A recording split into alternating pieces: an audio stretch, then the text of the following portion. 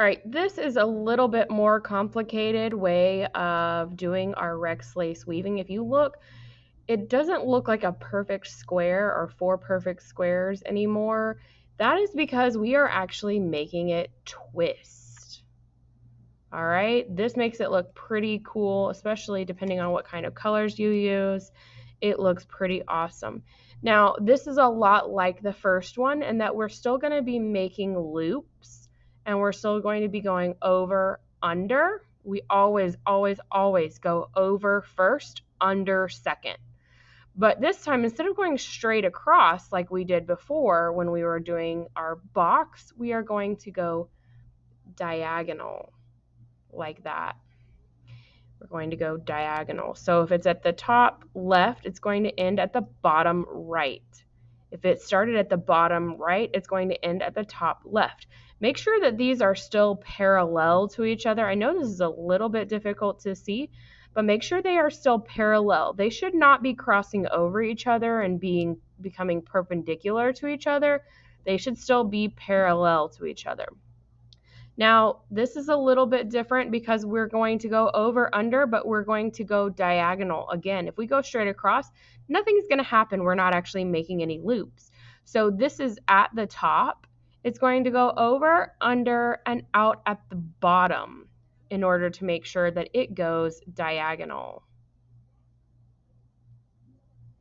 This one is at the bottom, so it is going to go over, under, and it is going to go out at the top. Make sure that if you're lacing, your Rexlace gets twisted, that you flatten it out if you want it to lay nicely. Now we've got our loops, and we're going to tighten them down. Okay, just like that. Now it still kind of looks like a square, but you can see that the corners are not sharp anymore. They are a little bit rounded, and that's okay. That's what we want.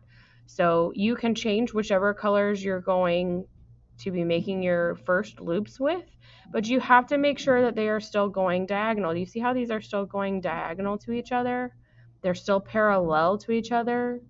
This is going to go over, under, out at the bottom, and this one is going to go over, under, out at the top. Oh, I got a twist in that one. I don't really want a twist in there, so I'm going to make sure I flatten it out, straighten it up. Now we've got our 4 loops, and we're going to pull it nice and tight. Again, make sure that you don't get something twisted. Now, if you look at this, you can see that we've already got a really cool twist going on. If you want to make this even more interesting, you can make it twist for a while and then make it go back to the box. So you can have a box and a twist in the same one.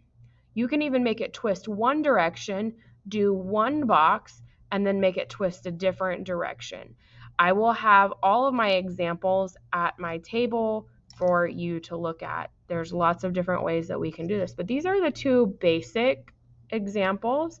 We have a box and then we have our twist.